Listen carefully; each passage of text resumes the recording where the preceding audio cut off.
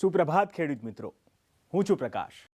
ગુજરાતનો સૌથી લોકપ્રિય અને તમામ ખેડૂત ભાઈઓના ઘરે જોવાતો આપણા સૌનો ખાસ કાર્યક્રમ અન્નદાતામાં આપ સૌનું સ્વાગત છે। પ્રાચીન કાળથી માનવીની ત્રણ જરૂરિયાતો કેન્દ્ર સ્થાને રહી છે અને તે છે અન્ન, વસ્ત્ર અને આવાસ। ન્યૂઝ 18 ગુજરાતીનો હેતુ પણ એ છે કે ખેડૂત ભાઈઓ કૃષિમાં ખૂબ સારો વ્યવસાય કરીને અઢળક કમાણી કરે। તો ચાલો આજના કાર્યક્રમના જાણી લઈએ મુખ્ય અંશો।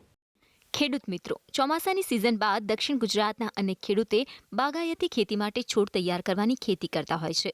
કેરી, ચીકુ, જામફળ, દાડમ અને જાંબુ જેવી અનેક જાતની બાગાયત ખેતીમાં વધુ ઉત્પાદન માટે તેની સારી જાતની કલમોની રોપણી કરવી જરૂરી છે। તો આજે આપણે અન્નદાતા કાર્યક્રમમાં સફેદ, લાલ અને કાળા જાંબુની ગુટી પ્રક્રિયાથી તૈયાર થતી કલમો વિશે માહિતી મેળવીશું। મારું નામ જયપ્રકાશ પ્રભુભાઈ ભંડારી, નારગોલ, ઉમરગામ તાલુકો, જિલ્લો વલસાડ। મારે ત્યાં સફેદ જાંબુ, લાલ જાંબુ, લીંબુ અને પેરુની હું કલમો બનાવું છું અને એ કલમ ગુટી કલમ તરીકે ઓળખાય છે। અને એ ગુટી કલમ બનાવવા માટે જ્યારે વરસાદ પડતો હોય ત્યારે પહેલી સિઝનમાં એને બાંધી દેવામાં આવે છે। તો લગભગ 1 મહિનામાં એના મૂળો દેખાતા થઈ જાય છે।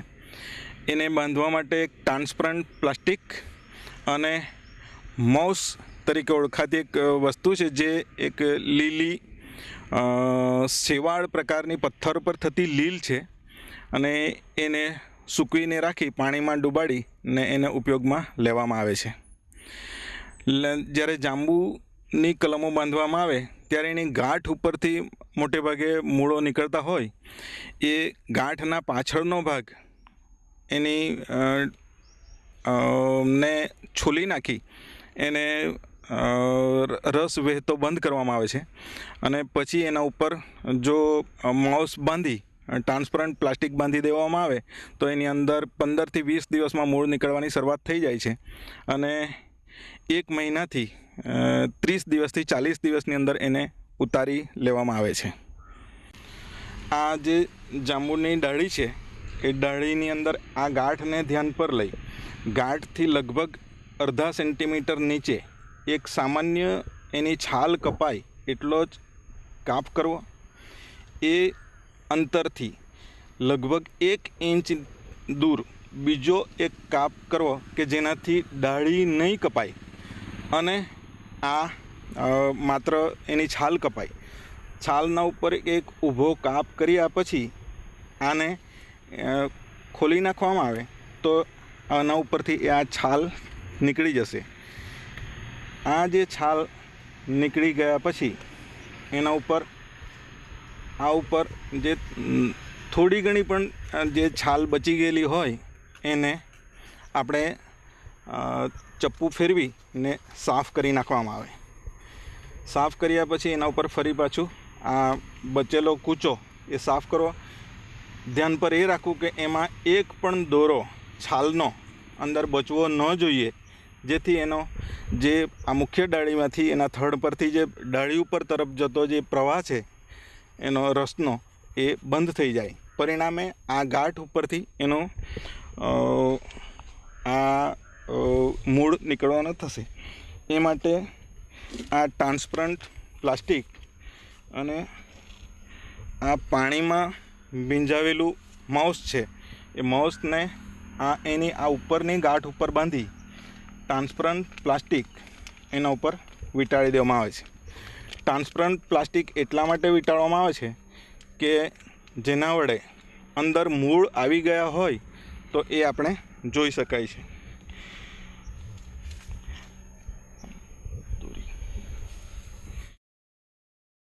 હવે એ ટ્રાન્સપરન્ટ પ્લાસ્ટિક એના ઉપર વીંટાળી લીધા પછી એના ઉપર દોરી વડે આ જે ગુટી બાંધી છે એને ઉપર અને નીચે બંને તરફ ગાંઠો આવે એ પ્રમાણે આ ગુટીને બાંધી દેવામાં આવે છે, જેના વડે ભીંજેલું એનું માઉસ જે શેવાળ છે એ અંદર ભેજવાળું રહે અને વરસાદ જ્યારે પડે ત્યારે અંદર પણ પાણી એને મળતું રહે। પરિણામે એની અંદર 15 થી 20 દિવસમાં આ મૂળો નીકળવાની શરૂઆત થઈ જાય છે। આ જે કલમની ડાળી કલમ બાંધવા માટે પસંદગી એટલા માટે કરી કે એ વરસાદની અંદર પડી ગયેલી હતી અને એની અંદર આપણે કલમ બનાવેલી છે. જે કલમની અંદર આ મૂળ દેખાય છે અત્યારે, પરિણામે આ સક્સેસફુલ કલમ છે અને આને કાતર વડે કાપીને એને ઉતારીશું. આ એની અંદર મૂળ આવી ગયેલા છે એ આપણે જોઈ શકીએ છીએ. જે ધીમેથી એને ફરી પાછી આ દોરીને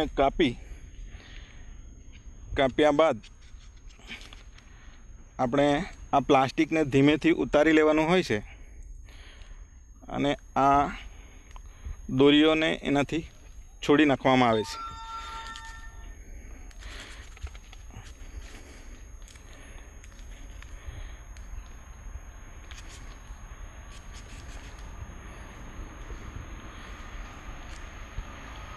આ જ્યારે પ્લાસ્ટિક કાઢો ત્યારે એના ઉપર જે મૂળ આવેલા છે એ મૂળ આ રીતના હોય છે, જેને આપણે થેલીમાં હવે સીધું રોપી શકીએ. હવે આ એનો પ્લાન્ટ એનો તૈયાર થઈ ગયો છે.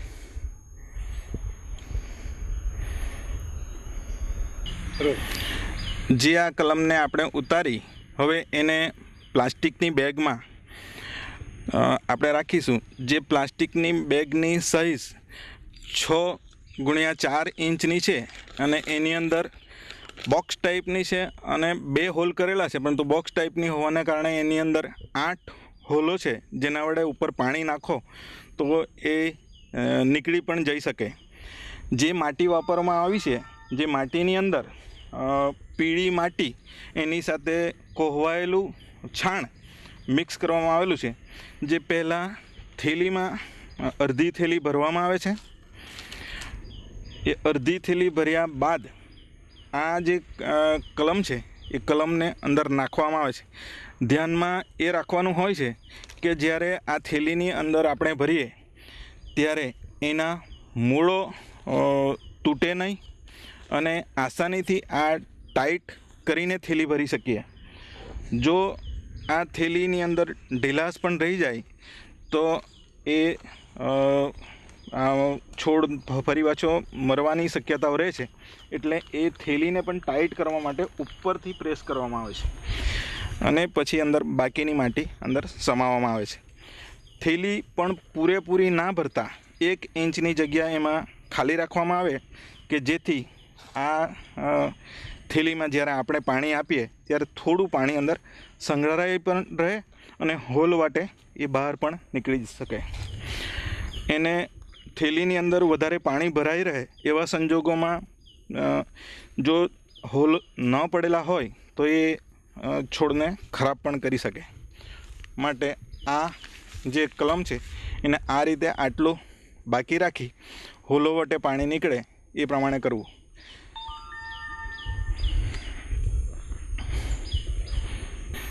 બરાબર. હા, જ્યારે મારી વાડીમાં જે કલમો બને છે મોટે ભાગે એ કલમોનું હું પ્લાન્ટેશન કરવાનો હોય મારે ત્યાંથી જ સારી કલમો બનાવી ને હું એનો ઉપયોગ કરું છું. એ માટે અહીં એક નાનકડો લગભગ 40x60 ફૂટનો એક નાનો લીલા કપડાનો શેડ બનાવેલો છે. જે શેડ દ્વારા આપણે એનો બચાવ કરી શકીએ. જે કલમો બનાવેલી છે એને સીધી લાકડીઓ બાંધી થેલીઓ ઊભી રહે એ હિસાબે એને ગોઠવી દેવામાં આવે છે અને નાની સાઇઝના સ્પ્રિંકલર એની અંદર લગાડવામાં આવેલા છે. જે કલમો અહીં આપણે બનાવીએ છીએ જેની આપણે આપણા ઘરની હોય એને સારી ખાતરીવાળી હોય ને એ જાતે બનાવીએ એમાં આપણને સૌથી વધારે ફાયદો રહેલો હોય છે. જે પાંદડા અત્યારે સૂકા દેખાય છે એ શરૂઆતની કલમો ઉતાર્યા પછી એના મૂળ નાના હોવાને કારણે અમુક પાંદડાઓ સુકાઈ જાય છે, પરંતુ એની નવી પીલવણી આવતાની સાથે જ એ નવો ગ્રોથ પકડતો હોય છે. અને આવી કલમો પાછળથી જ્યારે નવા પીલાવણી સાથે એ ચાલુ થઈ જાય છે. જે આગળની ઉતારેલી કલમોના આ પાંદડાની પીલવણી હવે શરૂઆત થઈ ગઈ છે. જે તાજી ઉતારેલી છે થોડા દિવસ આગળની, એના પાંદડા અત્યારે સૂકા જણાય છે.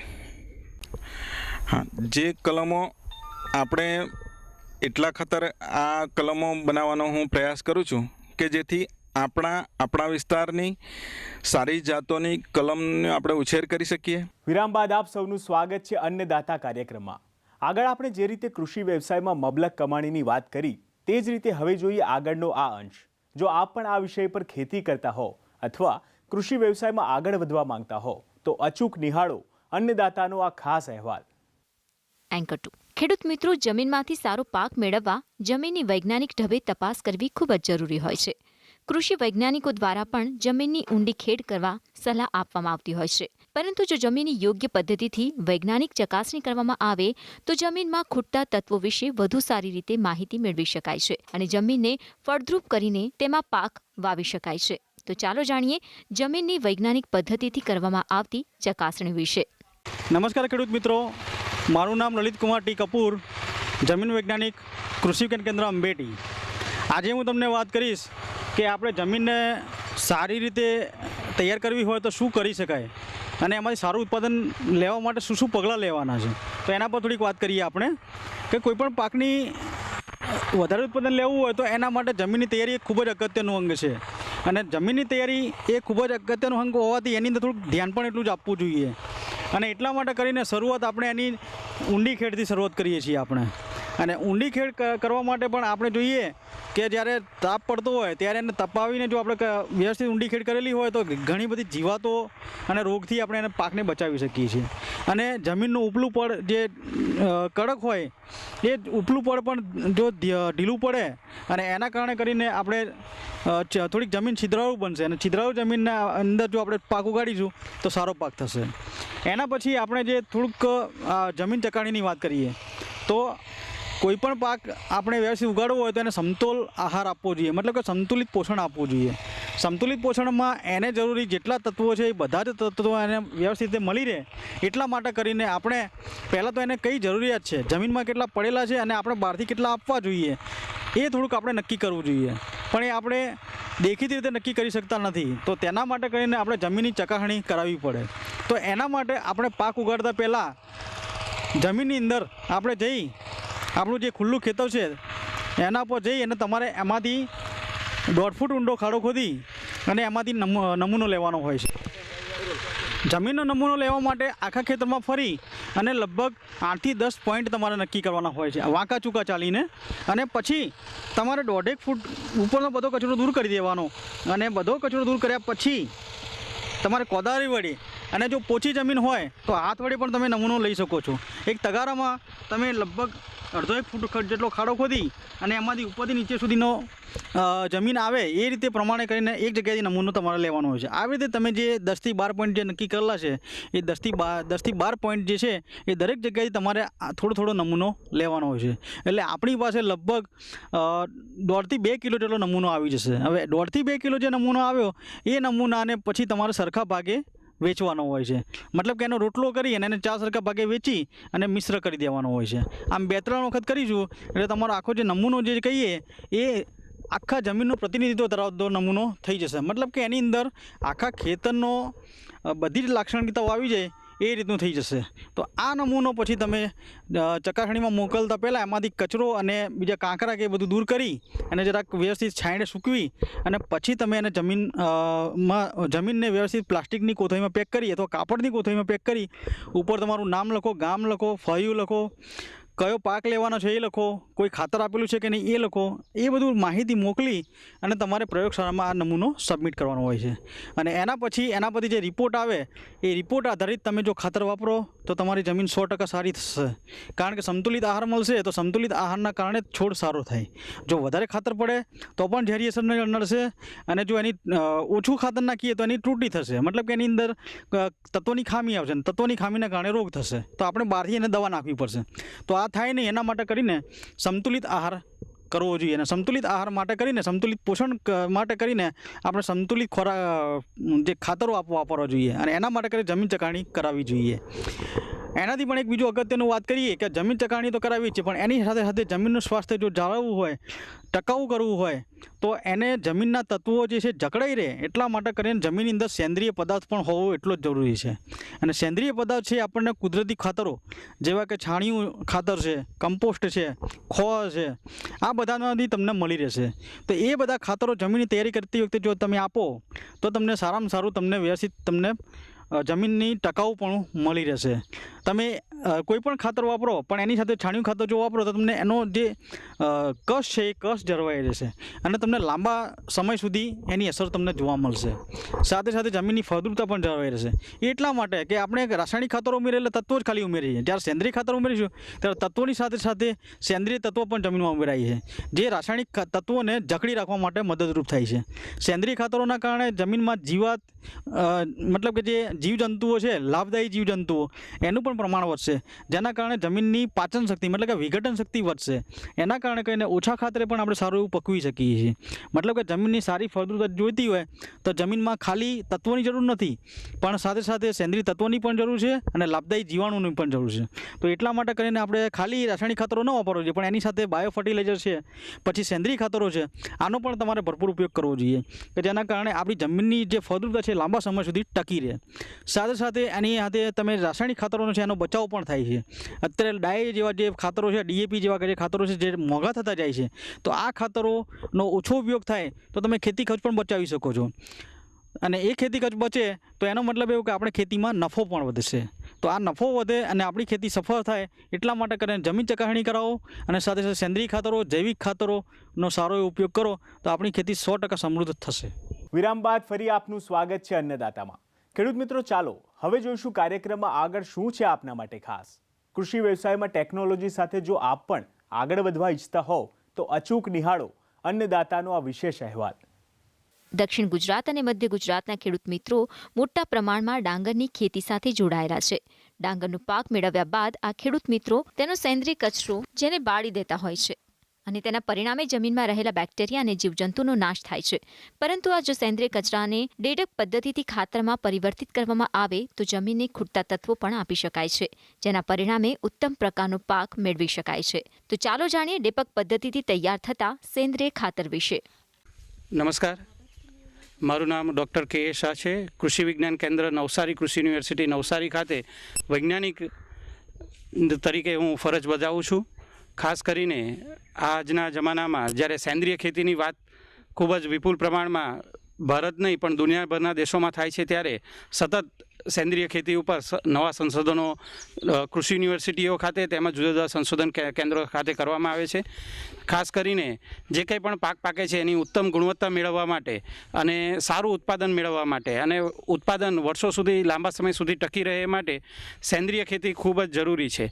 અને એ બાબત ઉપર જે કંઈ સંશોધનો નવા થયા છે તેના વિશે આજે વાત કરીએ તો તમે અહીંયા જોઈ શકો છો કે છાણિયા ખાતરની મદદથી ઓછા છાણિયા ખાતરે અને કચરો જે કંઈ પણ આપણા ખેત ઉપર કચરો પેદા થાય છે, ખાસ કરીને નિંદામણ અને અન્ય કચરો જે કંઈ પણ કોવાઈ શકે એનો ઉપયોગ કરી અને આપણે નેડેપ કમ્પોસ્ટની મદદથી આપણે ખૂબ જ સારા પ્રમાણમાં સારું સેન્દ્રિય ખાતર બનાવી શકીએ છીએ. તો એ બનાવવાની પદ્ધતિને આપણે નેડેપ કમ્પોસ્ટ પદ્ધતિ કહેવામાં આવે છે. તમે અહીંયા જોઈ શકો છો કે જ્યાં પણ નેડેપ બનાવવાનું હોય તે જગ્યા સમતલ હોવી ખૂબ જ જરૂરી છે. અને આ નેડેપ બનાવવાની પદ્ધતિમાં મુખ્યત્વે ખાસ કરીને 12 ફૂટ લંબાઈ, 5 ફૂટ પહોળાઈ, 3 ફૂટ જમીનથી ઊંચું બનાવવાની જરૂર છે, જેમાં ઈંટો અને સિમેન્ટ રેતીની મદદથી એને પાકું ચણતર કરવાની જરૂર છે. ત્યારબાદ ખાસ કરીને ચણતર કર્યા બાદ જ્યારે પણ નેડેપ કમ્પોસ્ટ બનાવવાની શરૂઆત કરીએ તો સૌપ્રથમ એમાં અંદરના ભાગે છાણ અને પાણીની રબડી બનાવી અને ભીનું કરવું ખૂબ જ જરૂરી છે. ત્યારબાદ એમાં સૌપ્રથમ નીચે થરમાં આપણે જે કંઈ પણ કચરો પેદા થાય છે, નિંદામણ અને કોવાઈ શકાય એવા પાંદડા સહિતનો કચરો આપણે આ નેડેપ કમ્પોસ્ટમાં ભરવામાં આવે છે. અને ત્યારબાદ તેની ઉપર 100 થી 125 લીટર પાણી લઈ અને 10 કિલો છાણ લઈ અથવા તો રબડી આવે એ છાણની રબડીનો ઉપયોગ કરી અને એની ઉપર ફરીથી બીજું એક 5 થી 7 સેન્ટીમીટરનું થર ભરવાનું હોય છે. આ રીતે અને ત્યારબાદ એમાં ત્રીજું થર ઉપર ફરીથી 5 થી 7 સેન્ટીમીટરનું સારી માટી જે કંઈ ચારેલી છે એ સારી માટી ભરવાની રહે છે. આમ 3 થર બનાવવાના હોય છે. આવું 3 થર બનાવતા આ જે કંઈ નેડેપ કમ્પોસ્ટ છે એને છેક કમ્પોસ્ટની ઉપરથી 1 થી 1.5 ફૂટ ઊંચું ભરી દેવાની જરૂરિયાત રહે છે. અને આ ભર્યા બાદ તેની ઉપર છાણ અને માટીથી લીપણ કરી દેવું, જેથી કરી અને તેમાં હવાની અવરજવર ન થઈ શકે અને અંદરની ભાગમાં ભેજ જળવાઈ રહે. આ પદ્ધતિથી શરૂઆતના 15-20 દિવસમાં ધીરે ધીરે કચરાનું કોવડાવવાનું શરૂઆત થઈ જાય છે અને જેના લીધે આજે કંઈ પણ આપણે નેડેપ ખાડો ભર્યો છે એ ધીમે ધીમે બેસી જશે. તો 20-25 દિવસ બાદ ફરીથી પાછું અને અગાઉ જણાવ્યા મુજબ જ એના થરો ભરી દેવાના રહેશે અને એને પૂરેપૂરું જે કંઈ નેડેપ છે એનો ખાડો આપણે ભરી દઈએ.